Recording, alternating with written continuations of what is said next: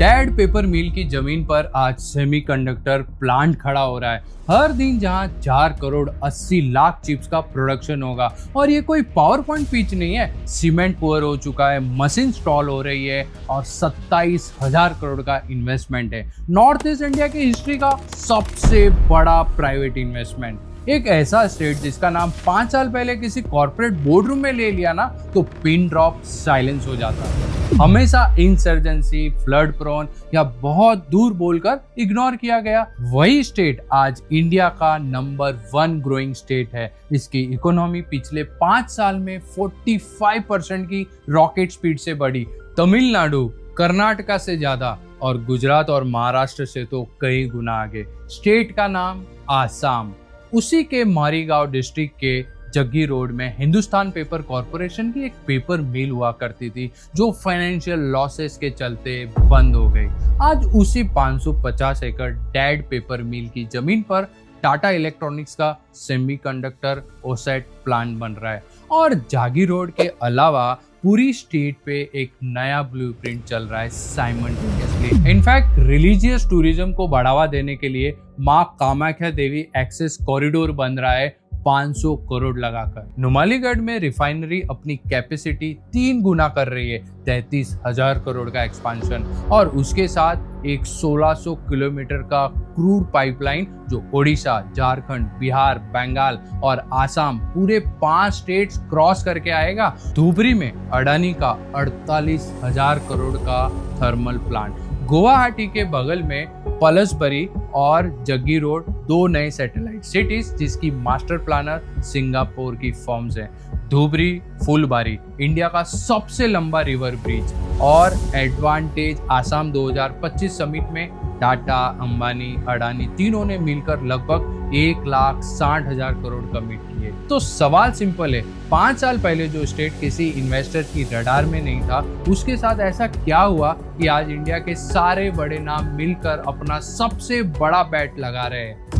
देखो, आसाम का 80s और 90s पूरा इंसर्जेंसी का दौर था। सेपरेटिस्ट ग्रुप उल्फा का दबदबा था। ऑयल कंपनी के एग्जीक्यूटिव्स किडनैप कर देते थे। आर्मी पोस्टेड थी। नॉर्थ ईस्ट बोलने पे इंश्योरेंस प्रीमियम 200 to 300% ऐड हो जाता। एक कंपनी के लिए आसाम एक वार्निंग एग्जाम्पल थी। लेकिन 29 दिसंबर 2023 इस दिन इंडियन गवर्नमेंट, आसाम गवर्नमेंट और उल्फा के बीच एक tri party peace accord sign हुआ। उस एक अकॉर्ड ने 45 सालों की वो रिस्क टैग उखाड़ दी। 2014 से अब तक 9,000 से ज्यादा मिलिटेंट्स ने हथियार डाले। स्टेट के 85% से आर्मी हटा दी गई। 3 साल में एक भी स्टेट वाइड बंद नहीं। इन्वेस्टर का रिस्क परसेप्शन ही चेंज हो गया। इनफैक्ट पहले आसाम बोलने पर बोर्ड रूम में साइलेंस होता था, अब आसाम बोलने पर सब्सिडी का नंबर पूछा जाता है। यस, वो सब्सिडी समझो। सिर्फ टाटा के 27,000 करोड़ प्लांट के लिए सेंटर ने 10,200 करोड़ और आसाम ने 3,800 करोड़ दिए अपनी जेब से। साथ में जमीन ऑलमोस्ट फ्री लीज पर और क्लियरेंस सिंगल विंडो। मतलब प्रोजेक्ट का 50% से ज्यादा सब्सिडी से आ रहा है। बिकॉज आसाम जानता है अगर ये वेव मिस हो गई अगली वेव 20 साल बाद आएगी। रिसेंटली एडवांटेज आसाम समिट हुआ और कंपनीज ने वॉपिंग 5 लाख करोड़ के इन्वेस्टमेंट कमिट किए आसाम के साथ। One of the historic. उसी समिट में खुद मुकेश अंबानी ने बोला एआई का मतलब सिर्फ आर्टिफिशियल इंटेलिजेंस नहीं होगा, एआई का मतलब आसाम इंटेलिजेंस भी होगा। और साथ में 50,000 करोड़ कमिट किए। Green energy, 2 compressed biogas hubs जो 2 लाख गाड़ियों के लिए डेली फ्यूल प्रोड्यूस करेंगे। और गुवाहाटी में एक 7 स्टार होटल। गौतम अडानी ने भी सेम स्टेज पे 50,000 करोड़ की बोली लगाई। अडानी का पोर्टफोलियो देखो, गुवाहाटी एयरपोर्ट ऑलरेडी उनके पास है 50 साल की कंसेशन पे। उस पे सीमेंट, डिफेंस, ट्रांसमिशन और धुबरी में 48,000 करोड़ का थर्मल प्लस 2,700 मेगावाट का पंप स्टोरेज। JSW और वेदांता भी लिस्ट में। और टाटा पावर ने सेपरेट 30,000 करोड़ का रिन्यूएबल MOU साइन किया। Solar, floating solar, rooftop solar, सब कुछ। ये कोई रैंडम कलेक्शन नहीं है, ये एक कोऑर्डिनेटेड बैट है। लेकिन फीस और सब्सिडी काफी होते तो बिहार, MP और झारखंड में भी तो ये हो जाता। वहां भी पीस है, वहां भी सब्सिडी है, राइट। इनफैक्ट आसाम के पास वो सब कुछ नहीं है जो एक इंडस्ट्रियल स्टेट को चाहिए। आसाम चारों तरफ से लैंड लॉक्ड है, कोई समुंदर नहीं, कोई पोर्ट नहीं। मेनलैंड इंडिया से कनेक्शन सिलीगुड़ी कॉरिडोर, जो सिर्फ 22 किलोमीटर की पतली पट्टी है जिसे चिकन स्नैक भी बोलते हैं, और 40% जमीन फ्लड प्रोन। इस साल भी 5 लाख से ज्यादा लोग बाढ़ की वजह से डिस्प्लेस्ड हो गए आसाम में। तो गुजरात का पोर्ट है, महाराष्ट्र का कॉमर्स, कर्नाटका का आईटी, तमिलनाडु का ऑटो बेल्ट, आसाम के पास कुछ नहीं। तो फिर ये सारे इंडस्ट्रियल जायंट्स कर्नाटका, तमिलनाडु, आंध्र प्रदेश, तेलंगाना जैसे इंडस्ट्री रेडी स्टेट्स को छोड़ के आसाम के पीछे क्यों भाग रहे हैं? ऑनेस्ट आंसर, आसाम का कंपटीशन गुजरात और महाराष्ट्र से है ही नहीं। वो रेस खत्म हो चुकी है। गुजरात के पास टेक्सटाइल से पेट्रोकेमिकल्स तक का 150 साल का पाइपलाइन है, महाराष्ट्र के पास बॉम्बे का 200 साल का कॉमर्स है, आसाम के पास ब्रिटिश एरा की ऑयल और चाय। बस आसाम का एक्चुअल कंपटीशन इंडिया की नेक्स्ट मैन्युफैक्चरिंग वेव है। Semiconductor, advanced packaging, EV components, green energy hubs, refinery expansion और डेटा सेंटर्स। इस रेस में कर्नाटका पिच कर रहा है IT plus Foxconn, Tamil Nadu auto belt plus Apple की सप्लाई चेन, और आंध्रा में श्री सिटी प्लस किया का प्लांट, तेलंगाना में hitech city plus pharma. Tata ने इन चारों को छोड़ के जागीरोड चूज क्यों किया? अंबानी ने बायोगैस और ग्रीन एनर्जी के लिए आसाम चूज किया जब राजस्थान, गुजरात, एमपी तैयार खड़े थे। अडानी ने एयरपोर्ट, थर्मल और पंप स्टोरेज तीनों के लिए आसाम चूज किया जब ओडिशा और छत्तीसगढ़ ऑप्शन में थे। वाई? आंसर के लिए 60 साल पीछे जाना पड़ेगा, बिल्कुल दूसरी जगह। 1969 ताइवान का कोशिंग, उस वक्त ताइवान का सबसे गरीब शहर। गवर्नमेंट ने वहां एक एक्सपोर्ट प्रोसेसिंग जोन खोला।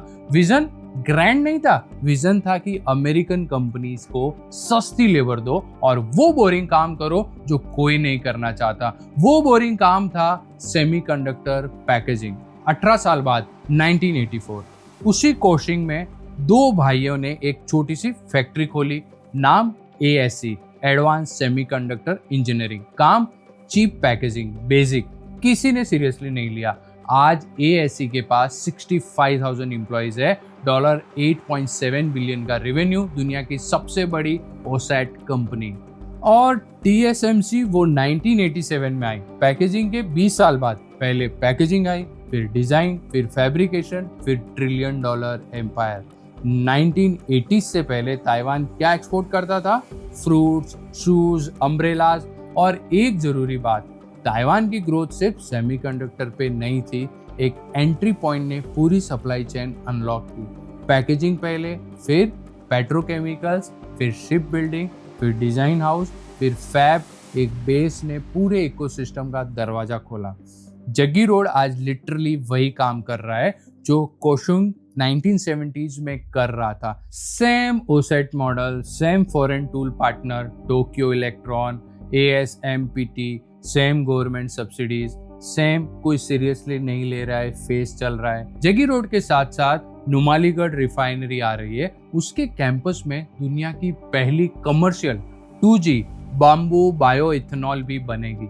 नमरूप में 10,000 करोड़ का नया फर्टिलाइजर प्लांट, धुबरी में थर्मल, और ऊपर renewable energy, data centre, satellite cities. और ये पूरी स्टेट का स्प्रेड कितनी तेजी से बन रहा है, उसकी स्केल समझने के लिए एक रेफरेंस चाहिए। 1970 महाराष्ट्र गवर्नमेंट ने सिडको बनाई, मिशन मुंबई के बगल में एक नई सिटी बनाना।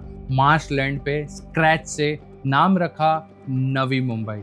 55 साल लगे, 5 डिकेड्स में nodes, railway, roads. Navi Mumbai international airport दुनिया के बड़े ग्रीनफील्ड एयरपोर्ट में से एक, अभी 2025-26 में ओपन हो रहा है। 55 साल बाद नवी मुंबई इंडिया की सबसे सक्सेसफुल प्लांट सिटी है और उसमें 55 साल लगे। अब देखो आसाम क्या कर रहा है। 2026 में Guwahati satellite cities development authority बनाई। ये एक नवी मुंबई नहीं बना रही, ये पैरेलल में 7 प्रोजेक्ट्स चला रही है। जागीरोड इंटीग्रेटेड सैटेलाइट टाउनशिप, जिसको सिंगापुर की सरबना ज़ेरोंग प्लान कर रही है, चीप प्लांट के अराउंड पूरा इकोसिस्टम। दूसरा Palasbari satellite township, deep tech zones, river front और IIM गुवाहाटी का परमानेंट कैंपस वही बन रहा है। Third Guwahati ring road, 121 kilometre, north east का पहला हाई स्पीड कॉरिडोर, उस पे 3 किलोमीटर का ब्रह्मपुत्र बीच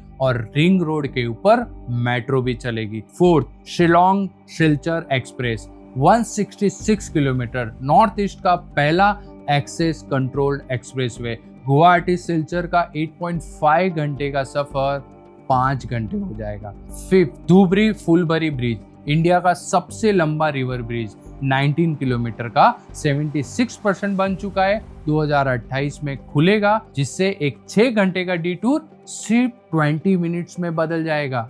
recently Guwahati airport terminal 2 open हुआ, जिसके बाम्बू आर्किटेक्चर को ग्लोबल अवार्ड मिले, जहां से ऑलरेडी डायरेक्ट इंटरनेशनल फ्लाइट चल रही है, Bangkok, Singapore, Dubai, Abu Dhabi. इसके अलावा आसाम में ये 5 अपकमिंग ग्रीनफील्ड एयरपोर्ट प्रपोज्ड है। आसाम अपनी electricity requirement completely green energy से करने के लिए टाटा पावर का 30,000 करोड़ का MOU साइन किया है, प्लस अडानी का 2700 मेगावाट पंप स्टोरेज और ऑयल इंडिया का ग्रीन हाइड्रोजन पायलट जोरत में ऑलरेडी रन कर रहा है। सिडको ने एक सिटी 55 साल में बनाई और आसाम उससे 10 गुना बड़ा काम 10 सालों में करने जा रहा है। अब रियलिटी चेक कर दे। 2018 में पहला एडवांटेज आसाम समिट हुआ, 1 लाख करोड़ का MOU साइन हुए। एक्चुअली ग्राउंड पे सिर्फ 52% आया।